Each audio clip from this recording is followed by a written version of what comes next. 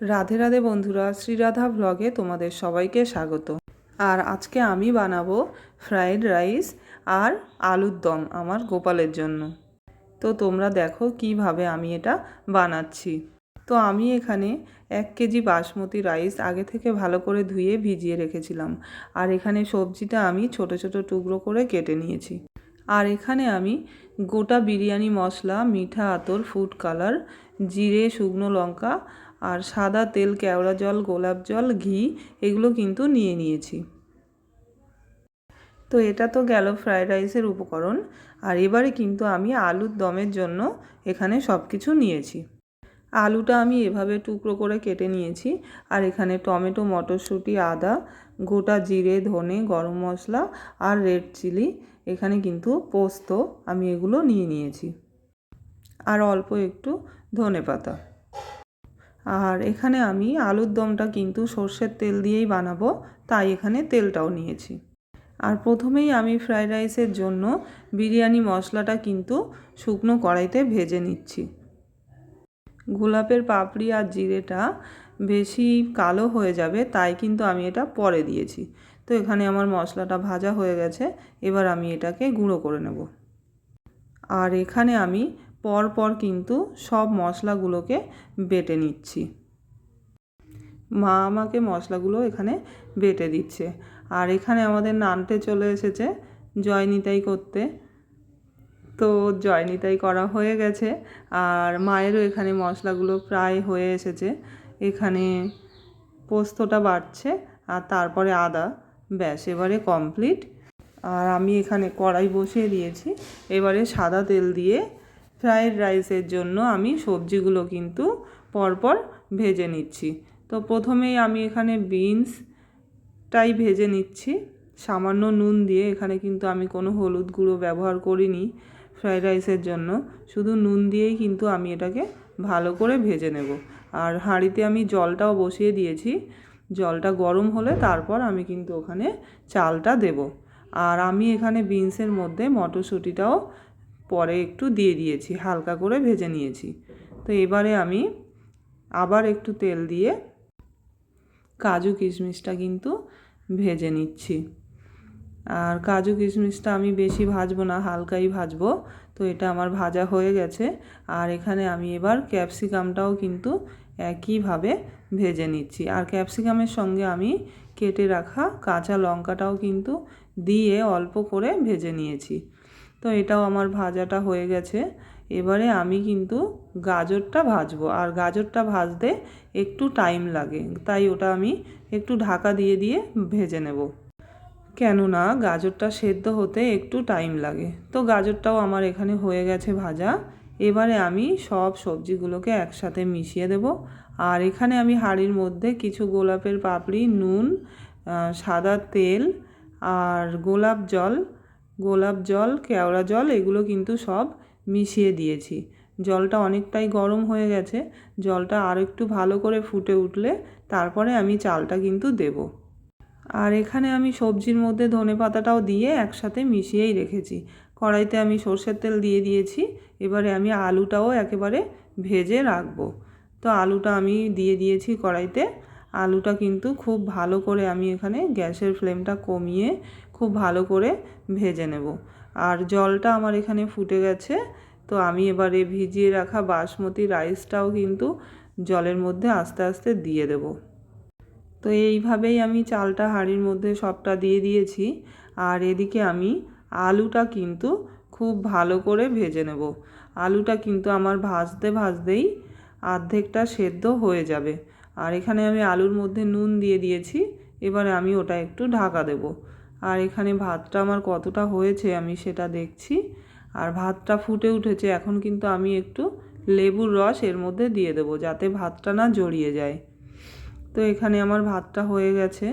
আর আলুটাও আমার অনেকটা হয়ে এসেছে। তো আলুর মধ্যে আমি হলুদ দিয়ে দিয়েছি শেষে। এবারে আমি আলুটাকে আরেকটু ভালো করে ভেজে নামিয়ে নেব। আর মা এখানে ভাতটা আমার ফ্যান ঝেড়ে দিয়েছে। এখানে আমি বড় একটা গামলিতে ভাতটা ঢেলে নিয়েছি, যাতে না জড়িয়ে যায়। আর আলুটাও কিন্তু আমার ভাজা হয়ে গেছে। তো আলুটা আমি আরেকটা পাত্রে নামিয়ে নিয়েছি। কড়াইতে আমি এখানে সর্ষের তেল দিয়ে কিছু গোটা মশলা দিয়েছি, একটা শুকনো লঙ্কা আর কিছুটা গোটা গরম মশলা, নুন হলুদও দিয়ে দিয়েছি। এখানে আমি আলু কষাটা কিন্তু আগে করে নেব। আর এখন আমি আদাটাও কিন্তু দিয়ে দিয়েছি। এবার আদাটা একটু ভাজা হলে আমি এর মধ্যে টমেটো কুচিগুলো দিয়ে দেব। আর টমেটোটা ভালো করে গলে গেলে তারপরে কিন্তু আমি এখানে বাকি মশলা দেব। তো এবারে আমি টমেটোটা গলে এসেছে, আমি এখানে যে ধনে জিরে আর শুকনো লঙ্কা বাটাটা ছিল একসঙ্গে ওটা কিন্তু দিয়ে দিলাম। তো এটা একটু ভাজা হয়ে গেলে আমি এর মধ্যে কিন্তু পোস্ত বাটাটা দিয়ে দিচ্ছি। পোস্তটা দিয়ে আরও একটু ভালো করে ভেজে নিয়ে তারপরে কিন্তু আমি এখানে 2 চামচের মতো টক দই দিয়ে দিচ্ছি। আর হ্যাঁ বন্ধুরা, টক দইটা আমি আগে দেখাতে ভুলে গিয়েছিলাম। তো টক দইটা দিয়ে আমি ভালো করে ভেজে নিচ্ছি। মশলাটা এখানে খুব ভালো করে নিতে হবে যতক্ষণ না মশলা থেকে তেল ছাড়ে। তো এবারে আমি 2 চামচের মতো ছোট চামচের চিনি দিয়ে দিয়েছি। আর এখন আমি এর মধ্যে সামান্য একটু কাশ্মীরি রেড চিলি পাউডার কিন্তু দিয়ে দিলাম। আর যে থালাটাতে মশলাটা ছিল সেই থালাটা ধুয়েই আমি সামান্য একটু জল এখানে দিয়ে দিয়েছি মশলাটা আরও ভালো করে কষে নেওয়ার জন্য। তো মশলাটা এখানে ভালো করে তৈরি হয়ে গেছে। তো আমি এবারে আলুটা দিয়ে দিয়েছি। আর এখন আমি মশলার সঙ্গে আলুটা কিন্তু বেশ কিছুক্ষণ খুব ভালো করে কষে নেব। আর আলুটা মোটামুটি কষা হয়ে গেছে।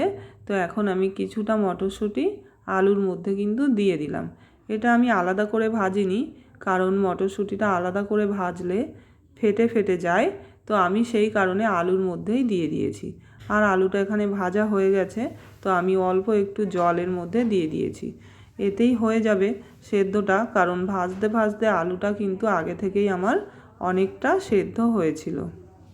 আর এবারে আমি আলুটা একটু ঢাকা দিয়ে দেব। দিয়ে সেদ্ধ হয়ে গেলে কিন্তু উপর থেকে একটুখানি বিরিয়ানি মশলা যেটা আমি করে রেখেছিলাম ওই মশলাটা কিন্তু 1 চামচের মতো ছড়িয়ে দিয়েছি। আর এখানে দেখুন একটু ধনেপাতা ছড়িয়ে দিলাম। আর আলু কষাটা কিন্তু আলুর দমটা আমার একদম কমপ্লিট। এবার আমি এটাকে অন্য একটা পাত্রে ঢেলে নিচ্ছি। তো আলুর দম তো আমার রেডি হয়ে গেছে। আমি এখন দেখাচ্ছি কিভাবে আমি রাইসটাকে ভেজে নেব। তো কড়াইতে আমি 2 চামচের মতো ঘি দিয়েছি। আর এখন আমি এর মধ্যে সামান্য আদা বাটা দিয়ে দিচ্ছি। আদাটা দেওয়ার পর কিন্তু তাড়াতাড়ি আমি ভাতটা দিয়ে দিয়েছি, কারণ ওটা খুব ছিটকাচ্ছিল। তো এবারে ভাতটা আমি পরিমাণ মতো দিয়েছি। আর এখন আমি ভাতটা একটু ভালো করে ভেজে নেব। তারপর কিন্তু এর মধ্যে আমি একটু নুন দিয়েছি 1 চামচের মতো, আর তারপর 1 চামচ চিনি। আর তারপর এখানে আমি গোলাপ জল আর কেওড়া জলটা আমি একসঙ্গে মিশিয়ে রেখেছিলাম, ওটা কিন্তু আমি 2 চামচের মতো দিয়েছি। দিয়ে আরও একটু নেড়ে নিয়ে যে সবজিটা আমি মিশিয়ে রেখেছিলাম সেই সবজিটা এখানে আমি 1 চামচ করে দিয়ে দিয়েছি। আর এবারে সবজিটা দিয়ে আমি আরও একটু মিশিয়ে নেব ভাতের সঙ্গে। তারপর আমি এখানে যে মশলাটা করে রেখেছিলাম সেই মশলাটা কিন্তু আমি এখানে 1 চামচ বা হাফ চামচের মতো দিয়ে দেব। আর সামান্য কয়েক ফোঁটা আমি এখানে মিঠা আতর ব্যবহার করেছি। তোমরা এটা চাইলে নাও দিতে পারো। আমার এটা ভালো লাগে, তো আমি এখানে সামান্য একটু মিঠা আতর আর অল্প একটু ফুড কালার কিন্তু দিয়ে দিয়েছি। এবারে এটাকে আমি আরও কিছুক্ষণ ভালো করে নেড়ে চেড়ে কালারটা একটু চেঞ্জ হয়ে আসলে তারপর কিন্তু নামিয়ে নেব। তো এখানে দেখো ভাতটা আমার প্রায় হয়ে এসেছে, আর একটু আমি ভেজে নেব। তারপর কিন্তু এটা আমি নামিয়ে নিচ্ছি। আর এইভাবে আমি কিন্তু পুরো ভাতটাই ভেজে নিয়েছি। তো এইটা আমার হয়েছে। আর ঠান্ডা হওয়ার পর আমি এটা গোপালকেও সাজিয়ে দিয়ে দিয়েছি। তো ভিডিওটা ভালো লাগলে অবশ্যই একটা লাইক সাবস্ক্রাইব করে দিও। রাধে রাধে।